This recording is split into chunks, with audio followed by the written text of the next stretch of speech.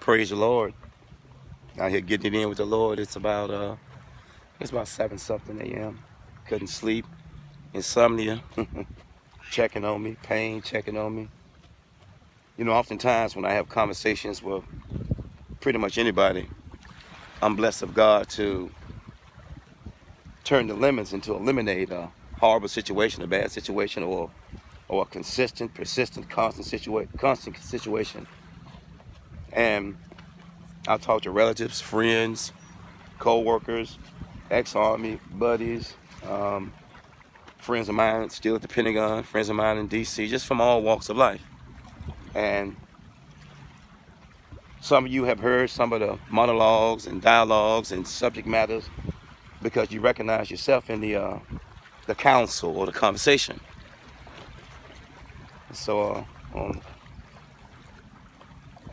on a day recently, I asked someone, do you ever feel bad from the horrible things you've done to anyone or to a person? And they told me, no, they don't live in the past. And it's sad to me because when I do wrong, not if, or when I hurt you, I'm sorry is the beginning of healing and possible reconciliation and recovery of the friendship or marriage or partnership or whatever the case may be.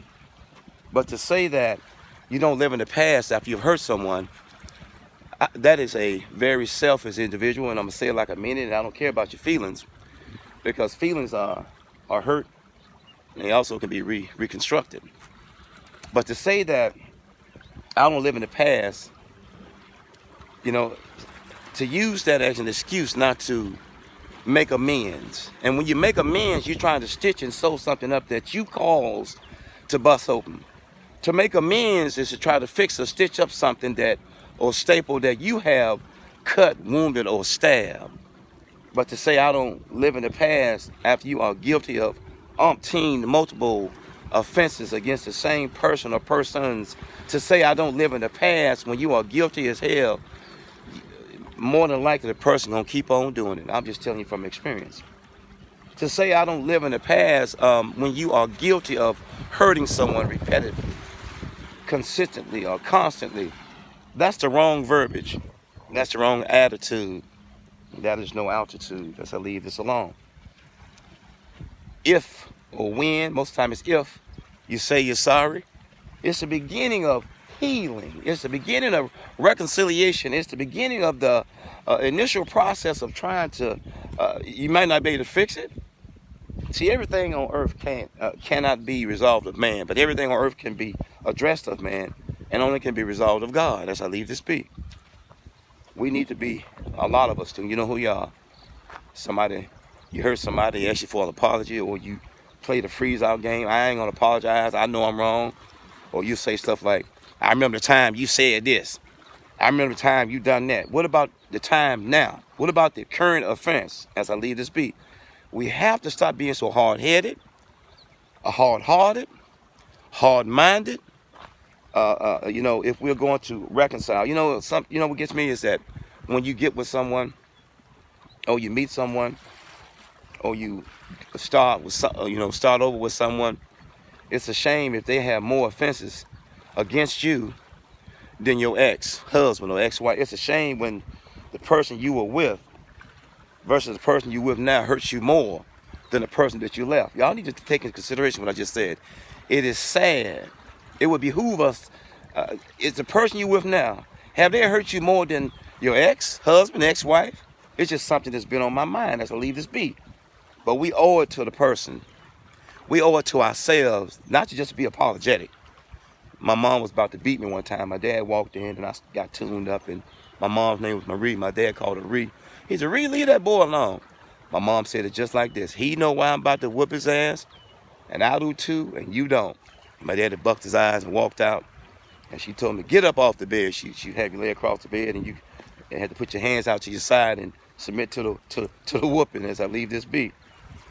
And I got up and she grabbed me by my chin. She said, what you crying for? And I said, I don't want a whooping.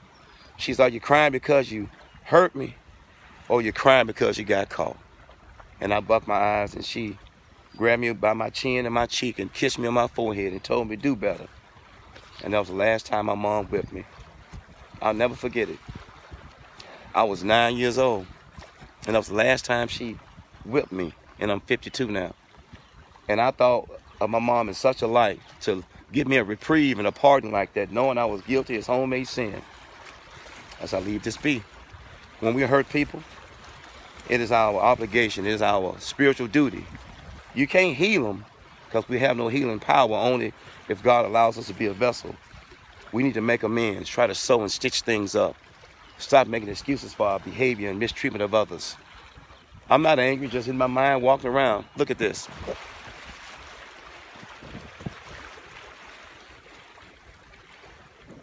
I come out here more and more to deal with the obligation I have unto man as I have a mission unto God. We must say we're sorry when we're sorry. I'm sorry don't mean that you're a horrible person. It's not the man or the woman that the mistakes make. It's the man or the woman that make the mistakes. You're not living in the past when you're trying to make amends. You're not living in the past when you expect and need an apology. You're not living in the past when you have expecting hope with someone. But we keep on hurting people and we never apologize, and we don't stop our own awful conduct and behavior. We just putting that marriage or relationship on lead way to be busted up. God bless you. God keep you is my prayer. Peace. 1.